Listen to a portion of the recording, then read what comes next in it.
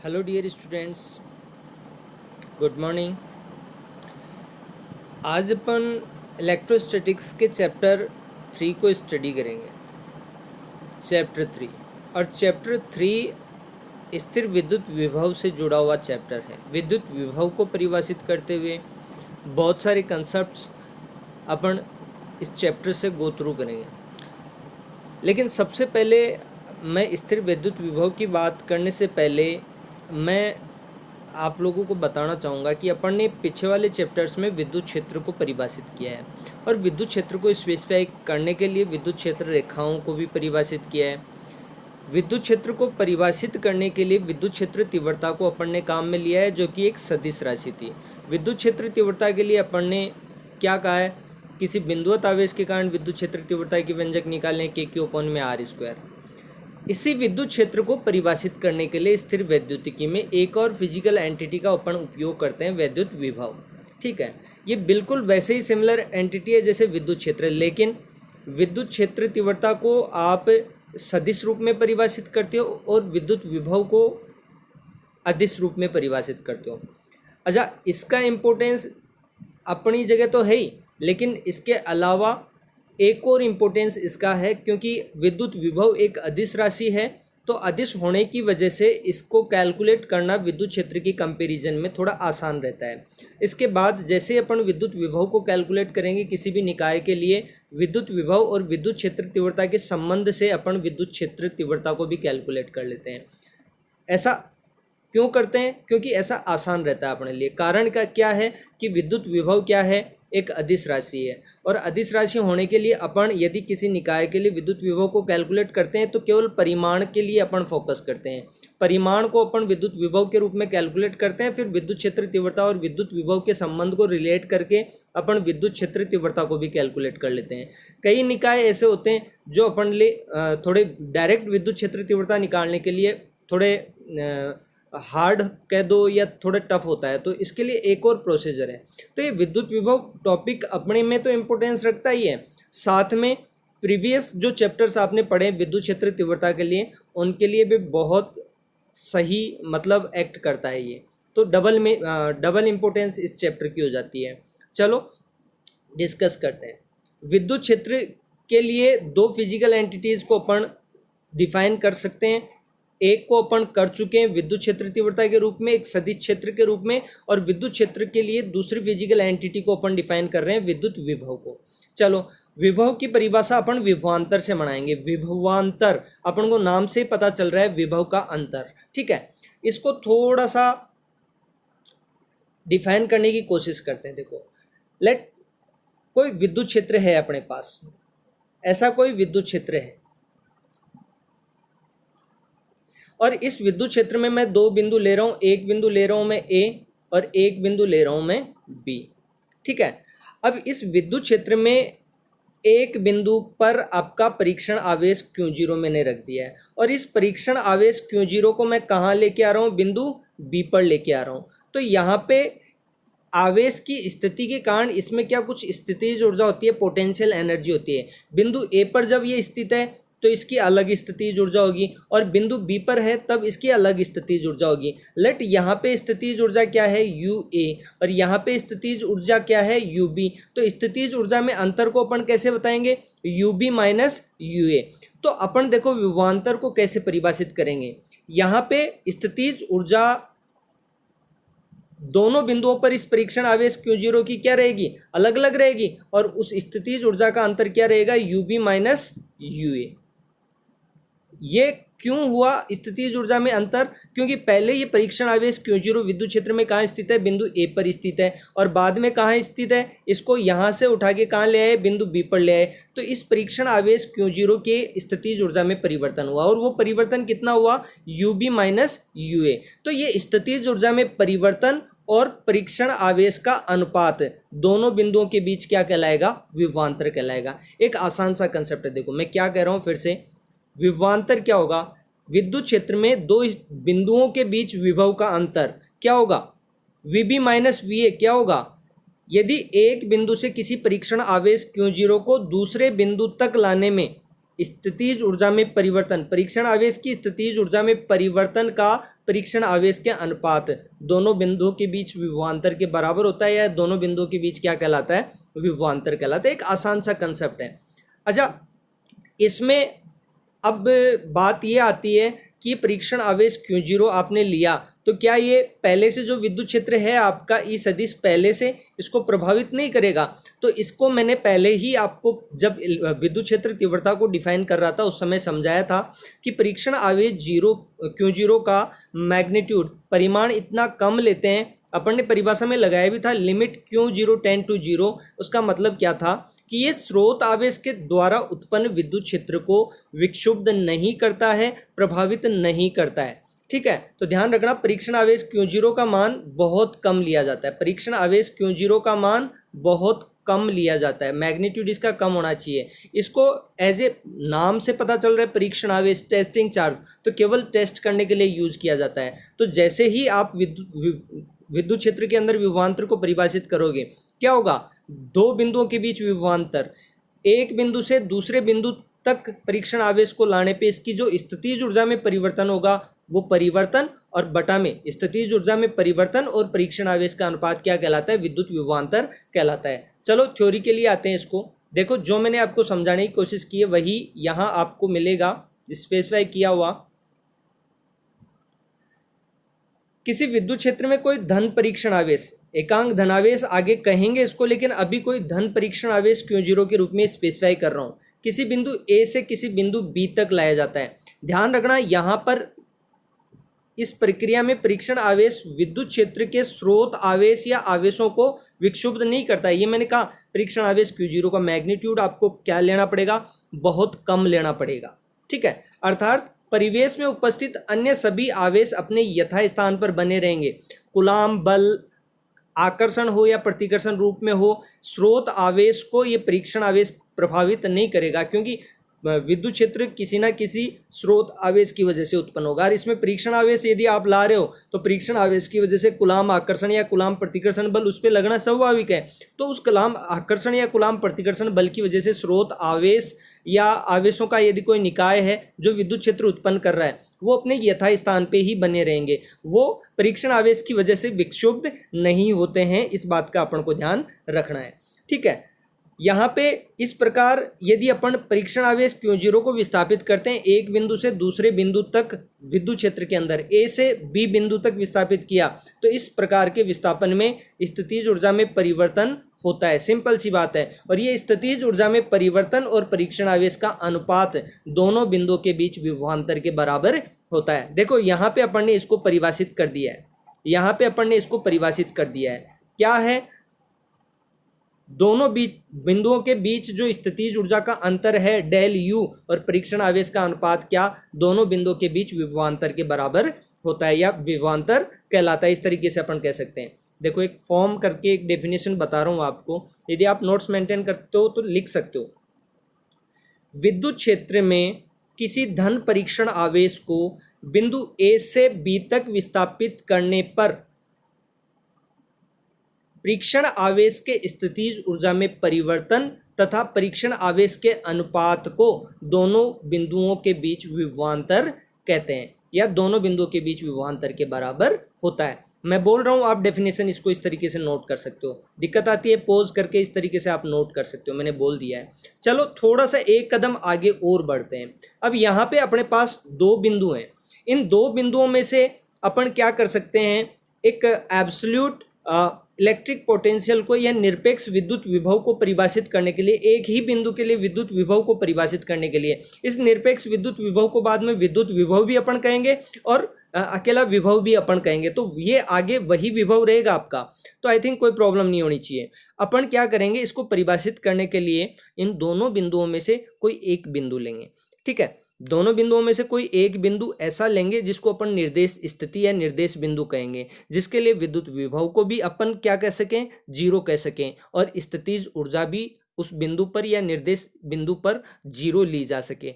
ऐसी निर्देश स्थिति, ऐसा रेफरेंस पॉइंट अपन कहाँ ले सकते हैं, अनंत पर ले सकते हैं। अतः यदि हम बिंदु ए को अनंत पर मान ले, बिंदु ए और बी में से बिंदु ए को अपन कहाँ मान ले, इनफाइनिटी पर मान ले, तो बिंदु ए पर विभव क्या होगा, इनफाइनिटी पर विभव के बराबर, और वो क्या होगा, जीरो होगा। ऐसे पोटेंशियल एनर्जी की बात करें तो पोटेंशियल एनर्जी भी इनफाइनाइट पे क्या हो जाएगी, जीरो हो जाएगी। इसको आप समीकरण एक में अप्लीकेबल करते हो तो क्या होगा, समीकरण एक कैसे हो जाएगा, समीकरण एक ही हो गया आपका, वी ए जीरो हो गया, U B minus U A था, यू ए जीरो हो गया आपका, that's why U B upon में क्यू जीरो आपका फॉर्म। अब बिंदु बी अपना, बिंदु ए ये अपने यादृच्छिक बिंदु थे, तो बिंदु बी का कंसेप्ट यहां से हटा सकते हैं।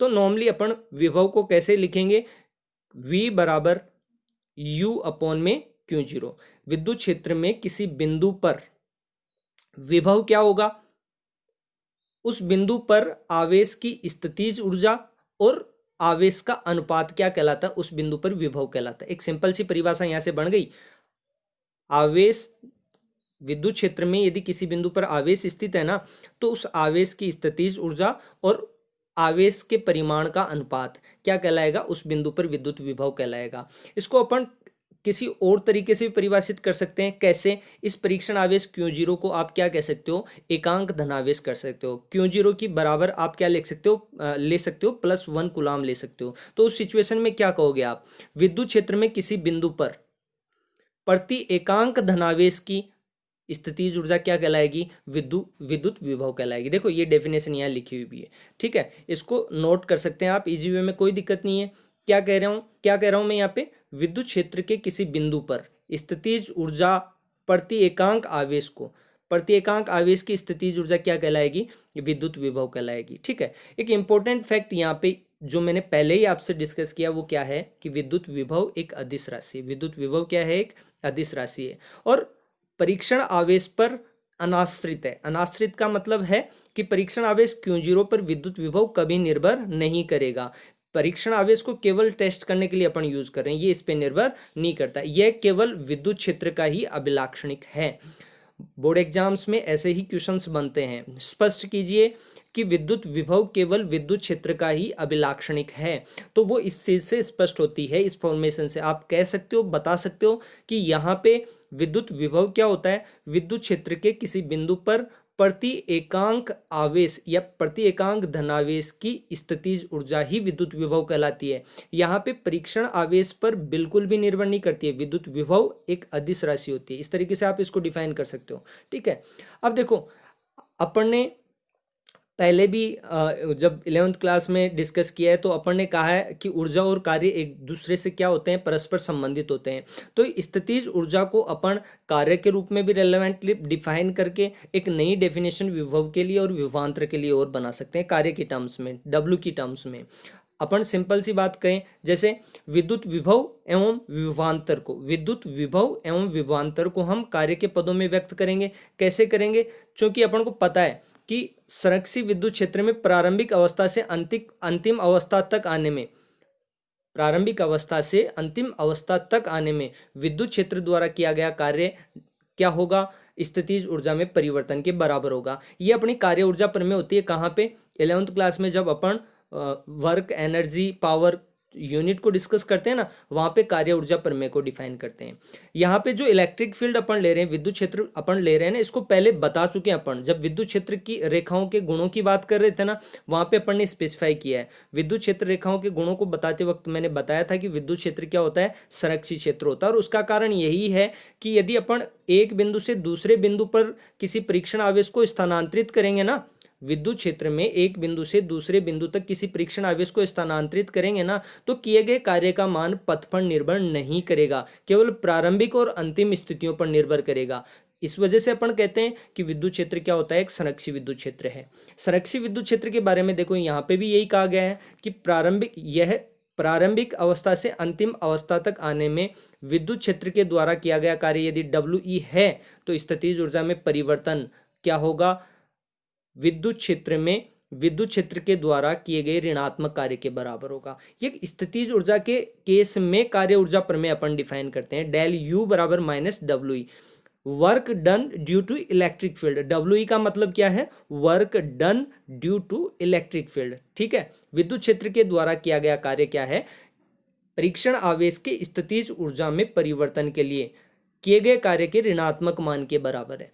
ठीक है, इस तरीके से अपन बात करेंगे तो फिर इस दो बिंदुओं के बीच विभवांतर को अपन कैसे डिफाइन कर सकते हैं? विभवांतर डेल वी बराबर V B minus V A. आपका U B minus U A की जगह आप क्या लिख सकते हो?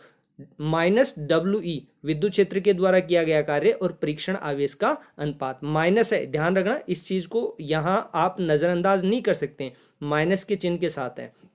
तो देखो इसको अब क्या कहोगे? दो बिंदुओं के बीच विभवांतर क्या होगा? अतः विद्युत क्षेत्र में स्थित दो बिंदुओं के मध्य विभवांतर कैसे डिफाइन करेंगे? किसी एकांक आवेश की प्रारंभिक बिंदु से अंतिम बिंदु तक लाने में विद्युत क्षेत्र के लिए विद्युत क्षेत्र के द्वारा किए गए कार्य का ऋणात्मक मान। ठीक है, क्या कह रहा हूं मैं? देखो फिर से सुनिएगा इस चीज को, विद्युत क्षेत्र के द्वारा किए गए कार्य का ऋणात्मक मान। विद्युत क्षेत्र में स्थित दो बिंदुओं के मध्य विभवांतर क्या होगा? किसी एकांक, नीचे जो आपने Q0 लिख रखा है ना, उसको आप एकांक धनावेश ले लो। देखो कैसे डेफिनेशन बनती है उस फॉर्मेशन से। यदि Q0 को आपने क्या ले लिया? +1 कूलाम ले लिया, तो डेफिनेशन कैसे बनेगी? देखो इस कार्य के रेस्पॉन्ड में वो कार्य जो विद्युत क्षेत्र के द्वारा किया गया है, ठीक है, उसकी टर्म्स में विद्युत विभव या विभवांतर को देखो कैसे डिफाइन करते हैं। सुनिएगा डेफिनेशन में क्या बना रहा हूं, इसको नोट भी कर सकते हैं आप। विद्युत क्षेत्र में स्थित दो बिंदुओं के मध्य विभवांतर, विद्युत क्षेत्र में स्थित दो बिंदुओं के मध्य विभवांतर किसी एकांक आवेश की प्रारंभिक बिंदु से अंतिम बिंदु तक, किसी एकांक आवेश को प्रारंभिक बिंदु से अंतिम बिंदु तक लाने में विद्युत क्षेत्र के द्वारा किए गए कार्य के ऋणात्मक मान के बराबर होता है। ठीक है, डेफिनेशन फॉर्म होगी, फिर से सुन लीजिए क्या कह रहा हूं मैं। विद्युत क्षेत्र में स्थित दो बिंदुओं के मध्य विभवांतर क्या होगा? किसी एकांक आवेश को प्रारंभिक बिंदु ए से अंतिम बिंदु बी तक लाने में विद्युत क्षेत्र के द्वारा किए गए कार्य का ऋणात्मक मान होगा या ऋणात्मक मान के बराबर होगा। यहाँ पे जो फॉर्मली चीजें अपन डिफाइन कर रहे हैं उनमें दो बिंदु डिफाइन कर रहे हैं, एक तो बिंदु ए, एक बिंदु बी। यदि आप बिंदु ए से बी तक आप जा रहे हो, इनमें से एक बिंदु को आप कहीं के लिए लेके जा रहे हो? इनफाइनाइट के लिए लेके जा रहे हो, तो अनंत से यदि आप डिफाइन करते हो, वी ए आपका क्या हो जाएगा? 0 हो जाएगा इनफाइनाइट के लिए। वैसे ही अनंत पे किए गए विद्युत क्षेत्र के द्वारा अनंत पर किए गए कार्य का मान क्या हो जाएगा? 0। डिस्प्लेसमेंट में जो कार्य होगा ना, उसको अपन किस तरीके से दिखा सकते हैं? W E infinite. मतलब अब आपको परीक्षण आवेश Q0 को ए से बी तक नहीं लाना पड़ रहा है, अब आपको क्या, कैसे विद्युत क्षेत्र कैसे प्रतिस्थापित कर रहा है? देखो इसमें लिखा हुआ है क्या है? Q0 के चिन्हों एवं परिमाणों के अनुरूप विभवांतर धनात्मक, ऋणात्मक और शून्य हो सकता है। पहले की यदि अपन अनंत पर विद्युत विभव को शून्य मान लें तो समीकरण 2 से अपन क्या लिख सकते हैं? विद्युत क्षेत्र के किसी भी बिंदु पर विद्युत विभव को डिफाइन कर सकते हैं। V इक्वल्स W माइनस में, ध्यान रखना, minus W E infinite upon में Q0। इसकी डेफिनेशन क्या देंगे? देखो इस हिसाब से इसकी नई डेफिनेशन, इसके लिए अपन ने किया क्या है? डब्ल्यू ई इनफाइनाइट क्या है? आवेश Q0 पर विद्युत क्षेत्र द्वारा किया गया कार्य है जब आवेश अनंत से अभिष्ट बिंदु तक लाया जाता है। अभिष्ट बिंदु कौन सा? बिंदु बी है अपना। आपको ए की जगह इनफाइनाइट पॉइंट मानना है, निर्देश स्थिति इनफाइनाइट लेनी है। तो उस सिचुएशन में परीक्षण आवेश Q0 को इनफाइनाइट से लेके जो अपना अभीष्ट बिंदु है उस तक लाने में विद्युत क्षेत्र के द्वारा किया गया कार्य है। ठीक है, तो देखो डिफाइन कैसे करते हैं। किसी बिंदु पर विद्युत विभव क्या होगा? किसी एकांक धनावेश को अनंत से उस बिंदु तक लाने में विद्युत क्षेत्र द्वारा किए गए कार्य के ऋणात्मक मान के बराबर होता है। विद्युत क्षेत्र में किसी बिंदु पर विद्युत विभव, विद्युत क्षेत्र में किसी बिंदु पर विद्युत विभव क्या होगा? किसी एकांक धनावेश को अनंत से विद्युत क्षेत्र में उस बिंदु तक लाने में विद्युत क्षेत्र द्वारा किए गए कार्य के ऋणात्मक मान के बराबर होता है। इस तरीके से ये डेफिनेशन अपन कार्य के टर्म्स में भी दे सकते हैं विद्युत विभव के लिए। ऊपर विभवांतर के लिए डेफिनेशन दी। अब देखो इसको थोड़ा सा और चेंज करते हैं। ये तो था विद्युत क्षेत्र के द्वारा किए गए कार्य के लिए। अब अपन यदि किसी बाह्य कारक के द्वारा, बाह्य संसाधन के द्वारा यदि बल लगा के कार्य करें तो विभवांतर को और विभव को कैसे परिभाषित कर सकते हैं? कर सकते हैं कैसे? यदि विद्युत क्षेत्र द्वारा विस्थापित नहीं हो रहा है, दिशा आप विपरीत कर दो विद्युत क्षेत्र की, तो आपको बाह्य संसाधन द्वारा परीक्षण आवेश को विस्थापित करना पड़ेगा। एक बिंदु से दूसरे बिंदु तक विस्थापित करोगे आप बाह्य बल के द्वारा, बाह्य बल द्वारा कार्य किया जाएगा। इसके लिए विद्युत क्षेत्र के विरुद्ध कार्य करना पड़ेगा। देखो इसके लिए निकाय बनाते हैं अपन। क्या फॉर्मेशन कह रहा हूं मैं कि परीक्षण आवेश Q0 को विद्युत क्षेत्र में किसी बाह्य बल के द्वारा प्रारंभिक बिंदु ए से अंतिम बिंदु बी तक गति करवाते हैं अपन, बाह्य बल द्वारा, बाह्य संसाधन द्वारा। यदि इस प्रकार की जो गति अपन करवा रहे हैं ना, इसमें एक बात अपन को विशेष ध्यान रखनी है। आप बाह्य संसाधन के द्वारा, बाह्य बल के द्वारा परीक्षण आवेश Q0 को एक बिंदु से दूसरे बिंदु तक विस्थापित कीजिए, लेकिन एक विशेष बात, इसको आप इस तरीके से विस्थापित करोगे, गति करवाओगे परीक्षण आवेश को, तो इसमें इसकी गतिज ऊर्जा में परिवर्तन क्या होना चाहिए? जीरो होना चाहिए। डेल के इक्वल्स जीरो होना चाहिए, गतिज ऊर्जा में परिवर्तन नहीं होना चाहिए। तो कार्य ऊर्जा प्रमेय से आप क्या लिख सकते हो? गतिज ऊर्जा के लिए कार्य क्या होता है? गतिज ऊर्जा में परिवर्तन के लिए कार्य क्या होता है? धनात्मक, और स्थितिज ऊर्जा में ऋणात्मक होता है। तो यहां आप W एक्सटर्नल, बाह्य संसाधन के द्वारा किया गया कार्य क्या होगा? विद्युत क्षेत्र द्वारा किए गए कार्य के ऋणात्मक मान के बराबर हो जाएगा। तो यहां W एक्सटीरियर क्या है? बाह्य बल द्वारा आवेश पर किया गया कार्य है। तो विभवांतर के लिए अपन इसको कैसे डिफाइन कर सकते हैं? डेल V बराबर VB माइनस VA, दो बिंदुओं के बीच विभवांतर, W एक्सटर्नल अपॉन में Q, ये अनुपात हो गया, कोई दिक्कत ही नहीं है। तो इसको देखो अब डिफाइन कर लो, इसी तरीके से डिफाइन कर लो, फिर अनंत पे जाके फिर इस बात को डिफाइन करेंगे। इसमें किया क्या है? यदि ए को अनंत पर मान लें तो बिंदु बी पर विभव क्या हो जाएगा? W infinite B. आप परीक्षण आवेश Q0 को कहां से लेके आ रहे हो, या एकांक धनावेश को कहां से लेके आ रहे हो? अनंत से लेके आ रहे हो। और कहां पे लेके आ रहे हो? बिंदु बी पर लेके आ रहे हो। तो किए गए कार्य और आवेश का अनुपात क्या कहलाएगा? उस बिंदु पर, बिंदु बी जिसको आप स्पेसिफाई कर रहे हो या अभिष्ट बिंदु कह रहे हो, उस बिंदु पर विद्युत विभव कहलाएगा। देखो डेफिनेशन इसके लिए दी जा सकती है, बहुत आसान डेफिनेशन है। कैसे डिफाइन करेंगे? किसी बिंदु पर विद्युत विभव का मान किसी एकांक धनावेश को अनंत से उस बिंदु तक बिना गतिज ऊर्जा में, ये रिक्वायर्ड अपनी कंपल्सरी कंडीशन है कि आवेश के गतिज ऊर्जा में कोई परिवर्तन नहीं होना चाहिए। बिना गतिज ऊर्जा में परिवर्तन किए लाने में किसी बाह्य बल द्वारा किया गया कार्य कैलकुलेट हुआ है आपका -W ई के रूप में, विद्युत क्षेत्र के द्वारा किए गए कार्य के ऋणात्मक मान के बराबर। तो यहाँ पे ऋणात्मक मान नहीं कहेंगे अपन, यहाँ पे बाह्य, रिवर्स हो गया उसका, बाह्य संसाधन या बाह्य बल के द्वारा किया गया कार्य के बराबर होता है। डेफिनेशन दे सकते हो, विद्युत क्षेत्र में किसी बिंदु पर विद्युत विभव क्या होगा? किसी एकांक धनावेश को अनंत से उस बिंदु तक लाना है, लेकिन साथ में ध्यान रखना है गतिज ऊर्जा में परिवर्तन किए बिना, किए गए बाह्य बल द्वारा किए गए कार्य के बराबर होता है। ठीक है, इस तरीके से अपन डिफाइन कर सकते हैं। कुछ यूनिट्स को अपन डिफाइन करें, मात्रकों को बताएं, तो मात्रक क्या होता है? विद्युत विभव का मात्रक क्या होता है? विद्युत विभव का मात्रक वोल्ट होता है। और एक वोल्ट के लिए यदि अपन बात करें तो कैसे डिफाइन करेंगे?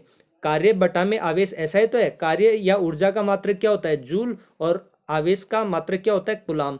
तो इसका वैसे तो ऐसा यूनिट में मात्रक क्या हो जाएगा? जूल पर कूलाम, और इसका वोल्ट भी मात्रक होता है ऐसा यूनिट में। ठीक है, तो एक वोल्ट को कैसे डिफाइन करोगे कि किसी बिंदु पर विद्युत विभव 1 वोल्ट होगा यदि 1 कूलाम आवेश का अनंत से उस बिंदु तक, अनंत से, ये अक्ष नहीं है, उस बिंदु तक लाने में किया गया कार्य क्या हो? 1 जूल हो। देखो 1 वोल्ट को भी डिफाइन कर दिया। 1 वोल्ट क्या होता है? विद्युत क्षेत्र में किसी बिंदु पर विभव क्या होगा? 1 वोल्ट होगा यदि 1 कूलाम आवेश को अनंत से उस बिंदु तक लाने में किया गया कार्य क्या हो? 1 जूल हो। तो विद्युत क्षेत्र में उस बिंदु पर विभव कितना होगा? 1 वोल्ट होगा। ऐसे डिफाइन करते हैं। 1 मार्क्स क्वेश्चन में ये क्वेश्चन हो सकता है। यदि विमा अपन निकालना चाहें तो विमा के लिए पता है कार्य की विमा क्या होगी? ये जूल कार्य का या ऊर्जा का मात्रक है, ये ऊर्जा की विमा हो गई M1L2T-2। और ये A1 T1 काहे की होती है? आवेश की विमा होती है। तो इसको सॉर्ट आउट किया तो M1 A1 ऊपर जाएगा, T1 ऊपर जाएगा, तो M1L2T-3 और A-1, ये मात्रक और विमा डेफिनेशन के साथ कंपलसरी होता है। ठीक है, अब यहाँ पे देखो अपन ने, देखो मैंने आप लोगों को बताया था कि विद्युत क्षेत्र का एक और मात्रक होता है। न्यूमेरिकल्स डिस्कस किए थे तो सब में वोल्ट पर, विद्युत क्षेत्र तीव्रता का मात्रक क्या आ रहा था? वोल्ट पर मीटर आ रहा था। तो ध्यान रखना ये मात्रक कैसे बनता है? 1 न्यूटन पर कूलाम विद्युत क्षेत्र का मात्रक होता है। अब इसमें देखो फ्री स्पेस मिल रहा है क्या कहीं पे? चलो इसमें देखो ये कन्वर्जन कैसे हुआ है। एक न्यूटन पर कुलाम, यही तो है। अब ये विद्युत क्षेत्र तीव्रता का मात्रक है। अब इसको मैं क्या कर सकता हूं, देखो इसको मैं क्या लिख सकता हूं, न्यूटन इंटू मीटर, और मीटर से नीचे मल्टीप्लाई कर दिया मैंने। एक न्यूटन पर कुलाम को वोल्ट पर मीटर में बदलना है, तो इसके लिए करूं क्या, अब ये न्यूटन इंटू मीटर ये क्या है, न्यूटन इंटू मीटर, बल गुणा विस्थापन क्या होता है, कार्य, और कार्य बटा में ये कुलाम आवेश है ही, और गुणा मीटर में ये कार्य बटा में आवेश, ये कार्य बटा में आवेश, इसको कुलाम काहे का मात्रक होता है, क्यों आवेश का मात्रक ही होता था, कार्य बटा में ये आवेश, इसको आप क्या लिख सकते हो, वोल्ट लिख सकते हो, तो वोल्ट बटा में मीटर इसका मात्रक और हो जाएगा। ये देखो फिर से समझ लो इस बात को, मैं क्या कह रहा हूं, एक वोल्ट, एक न्यूटन पर कुलाम काहे का मात्रक है, एक न्यूटन पर कुलाम, न्यूटन पर कुलाम काहे का मात्रक है, विद्युत क्षेत्र तीव्रता का है। मैंने किया कुछ नहीं है, इसको मीटर में लिख दिया है, ऊपर नीचे मीटर से मल्टीप्लाई कर दिया है। तो न्यूटन इंटू मीटर को आप क्या लिख सकते हो, न्यूटन बल का मात्रक है, मीटर विस्थापन का, तो इसको आप कार्य लिख सकते हो। कुलाम काहे का मात्रक है, कुलाम आपका आवेश का मात्रक है, और ये मीटर है ही आपका। कार्य बटा में आवेश काहे का मात्रक है, वोल्ट का, तो इसको क्या लिख दोगे, वोल्ट पर मीटर। ये इस तरीके से निकल के आता है, एक न्यूटन पर कुलाम बराबर क्या होता है, एक वोल्ट पर मीटर। तो वोल्ट पर मीटर यूनिट ज्यादा यूज होता है आपका विद्युत क्षेत्र तीव्रता के मात्रक के रूप में। ठीक है, चलो अब एक और चीज मैं यहाँ पे स्पेसिफाई करना चाहूंगा, कार्य का या यूं कहिए ऊर्जा का एक और मात्रक होता है इलेक्ट्रॉन वोल्ट का। तो उसको क्या जूल में कन्वर्ट करने में थोड़ी सी आपको, क्योंकि वैल्यूज आपकी यूज होंगी ये, ठीक है। आपका कार्य का या ऊर्जा का एक और मात्रक होता है, देखो ऊर्जा के एक और मात्रक को अपन डिफाइन कर सकते हैं। ऊर्जा के लिए एक मात्रक जिसे इलेक्ट्रॉन वोल्ट कहते हैं भी परिभाषित कर सकते हैं यहाँ पे। ये इलेक्ट्रॉन वोल्ट मात्रक है ना, परमाणुीय एवं नाभिकीय ऊर्जाओं के मापन में बहुत ज़्यादा अपने यूज होता है। इलेक्ट्रॉन वोल्ट को अपन कैसे परिभाषित करेंगे, देखो कार्य के लिए क्या कहते हैं अपन, भाई विभव को भी या विभवांतर को क्या परिभाषित किया है, कार्य बटा में आवेश, तो यहां से कार्य क्या हो जाएगा, आवेश गुणा में विभवांतर। अब आपको एक इलेक्ट्रॉन वोल्ट की बात कर रहे हैं, तो एक इलेक्ट्रॉन हो गया और विभवांतर क्या हो गया, 1 वोल्ट का हो गया। तो इलेक्ट्रॉन पर आवेश का मान क्या होता है, 1.6 गुणा 10⁻⁻⁹ कुलाम, और विभवांतर का मात्रक क्या होता है, जूल पर कुलाम। तो कुलाम से कुलाम कट जाएगा, बचेगा क्या, केवल जूल। तो यहाँ पे 1 इलेक्ट्रॉन वोल्ट में कितना जूल होता है, 1 इलेक्ट्रॉन वोल्ट बराबर 1.6 गुणा 10⁻⁻⁹ जूल। ध्यान रखना, इलेक्ट्रॉन वोल्ट ऊर्जा का मात्रक है। काहे का मात्रक है, इलेक्ट्रॉन वोल्ट ऊर्जा का मात्रक है, ध्यान रखिएगा। और इसका कन्वर्जन क्या होगा जूल में, 1.6 गुणा 10⁻⁻⁹ जूल। ठीक है, ये मैंने विद्युत विभव और विभवांतर का कंसेप्ट आपको बता दिया है। नेक्स्ट अपना डिस्कशन होगा काहे के रिगार्डिंग एक टॉपिक लेंगे अपन, विद्युत क्षेत्र से विद्युत विभव को कैसे कैलकुलेट करके लेके आएंगे, उस टॉपिक को अपन डिस्कस करेंगे। ठीक है, और वो करेंगे नेक्स्ट क्लास के अंदर। Thank you.